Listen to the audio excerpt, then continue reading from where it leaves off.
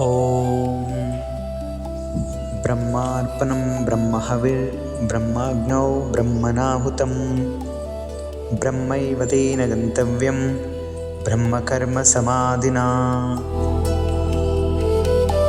యజ్ఞం చేయువాడు హోమ సాధనములు, హవిస్సు, హోమము సర్వము బ్రహ్మమే అను భావనతో చేసిన యజ్ఞం యొక్క ఫలము కూడా బ్రహ్మమే అగును.